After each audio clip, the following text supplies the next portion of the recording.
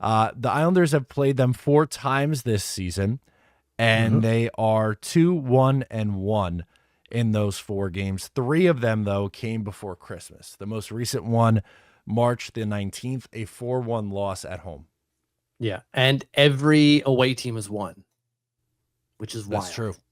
No home team has won this series, which is great for us, right? Advantage Islander. Apparently, when it comes to these two teams, the home team can't win.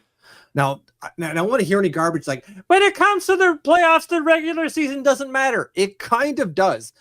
None of us are going to go like, well, the Islanders were shit in terms of the PK. Don't matter because of the playoffs. No, it's going to be the same people running the same goddamn penalty kill. They're probably still going to be bad on the penalty kill in the playoffs. So that means that regular season stuff still kind of matters.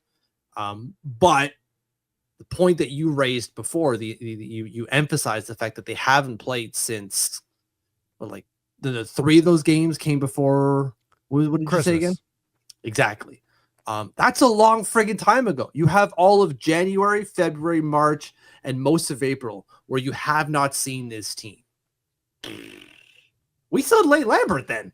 Yeah, and 3 of those games were under Lane Lambert. A very different team, and both sides. Like, obviously for Carolina, we'll get into it. They have Jake Gensel now, which is a big addition. But the Islanders are hot in their last 9 games. They're 8-0-1, and they're going to the playoffs in a good spot right now. So, while yes, I think it's important to look back at some things that happened between these two teams throughout the regular season, it is different because they haven't seen them a lot recently. They got most of the things out of the way early on in the season. But I guess kind of what I want to get into, or the first thing that I wanted to bring up when thinking about the Carolina Hurricanes, or what scares me in this series, is special teams. I think there is a massive gap between these two teams. Carolina is the second best power play in the league at 26.9%. And they have the number 1 PK in the NHL at 86.4% against the power play that really struggles and the worst penalty kill in the league. So my advice to the New York Islanders, stay at 5-on-5. Which they do pretty well. I think relative to the NHL, don't quote me on this. I'm going to pull it up in a second here, but I believe they're like top 3 in terms of penalties drawn. Or taken, penalties taken per 60 in the NHL. They're up there in terms of fewest. So they don't run to the box typically, but as we've seen multiple times, that doesn't matter, right? Because like you run to the box, you have the absolute worst penalty kill trying to keep the puck out of the net, and it just doesn't work. Look at what happened with the Rangers the other day. They went 2 for 3 on the PK. Like, that's going to be a big problem come these playoffs, is staying out of the box. And with a team that has so much puck possession as the Carolina Hurricanes do, extra emphasis on being disciplined, which the Islanders are going to have a hard time doing, in my opinion. Yeah, that was a big difference in the series last year. I mean, the Islanders played them tough. 2 of the losses went to overtime, and the Hurricanes ended up winning in 6. But a massive difference in that series was the gap on the power plays. Islanders had 1 power play goal in that series. That's not going to be good enough. If they have a repeat performance of that in 2024, well, you're probably going to get a very similar result to what happened last time.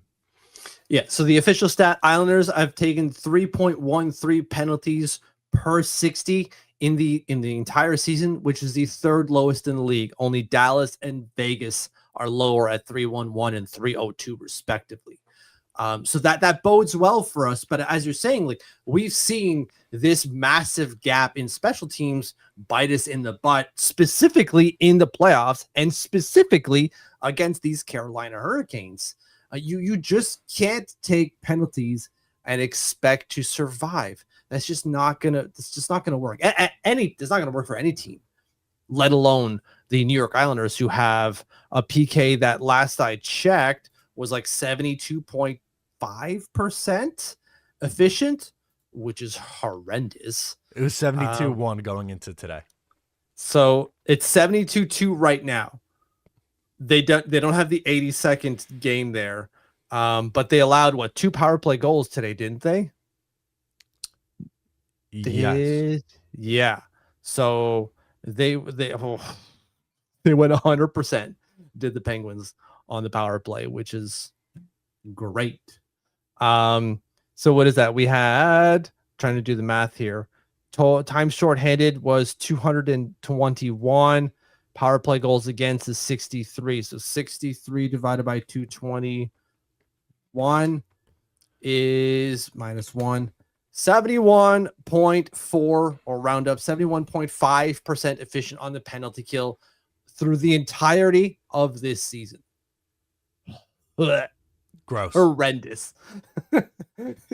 just give Sebastian Aho a couple of power play goals. We're already going to be -1 in every game through this series because of this penalty kill. If you like that, make sure to subscribe to Up the Turnpike on Patreon for more exclusive New York Islanders content.